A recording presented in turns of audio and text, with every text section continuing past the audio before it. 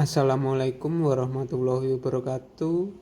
Kita dari kelompok 2.1 gelombang 7 angkatan 60 akan menjelaskan mata pelatihan analisis isu kontemporer.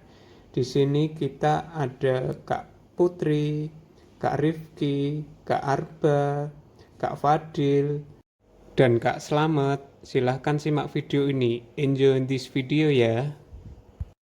Dalam permasalahan isu kontemporer ini, kami mendapatkan 3 isu, yaitu 1.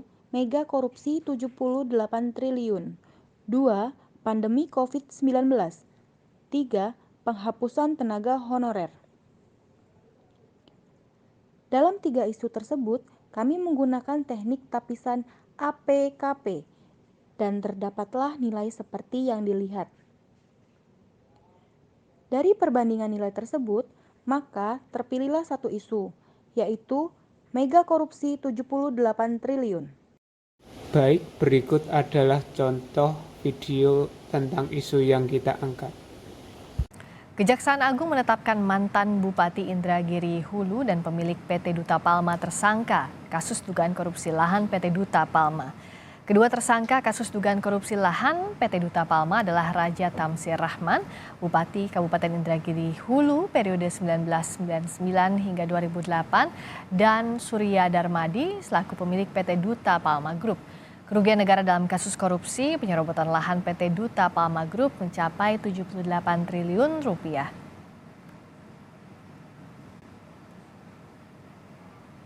Telah membuka dan memanfaatkan kawasan hutan dengan membuka perkebunan kelapa sawit dan memproduksi sawit yang menimbulkan kerugian keuangan negara dan perekonomian negara berdasarkan hasil perhitungan ahli dengan estimasi kerugian sebesar 78 triliun.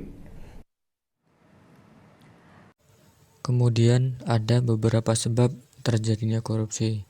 Yang paling utama yaitu berasal dari internal si pelaku sendiri atau timbulnya niat dan selalu merasa kurang dengan apa yang sudah dimiliki.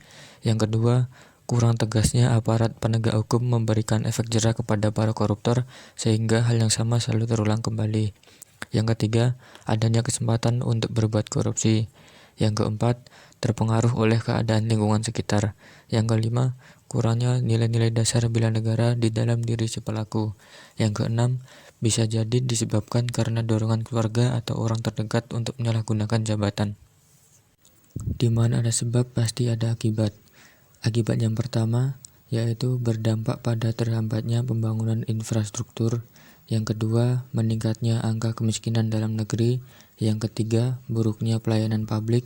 Yang keempat, merusak lingkungan dan ekosistem hutan. Dan yang terakhir yaitu merugikan negara. Di sini kami menganalisis isu dengan metode SWOT. Pertama, strength. 1.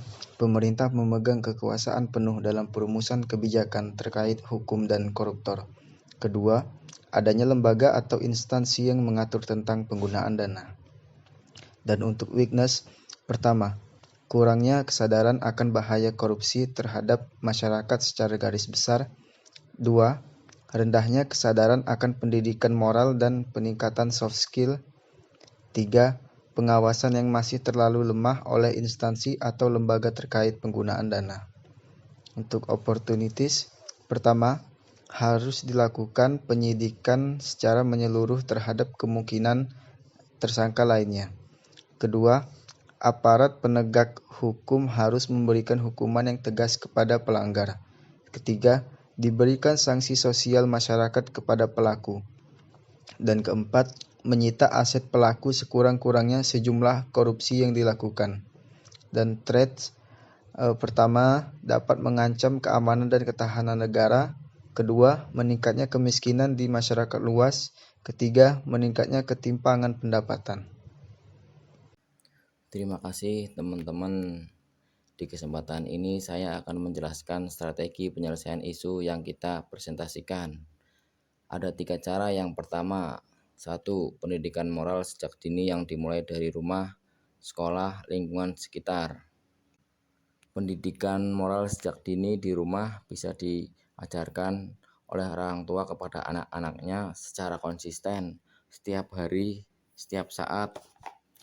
Dan begitu juga ketika di sekolah, guru-guru bisa lebih banyak memberikan contoh sikap daripada hanya memberikan teori.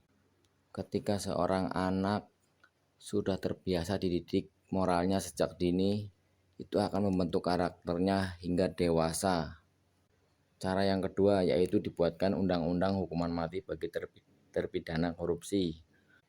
Selama ini belum ada undang-undang hukuman mati bagi korupsi, maka diharapkan pemerintah segera mungkin menciptakan undang-undang tersebut untuk mencegah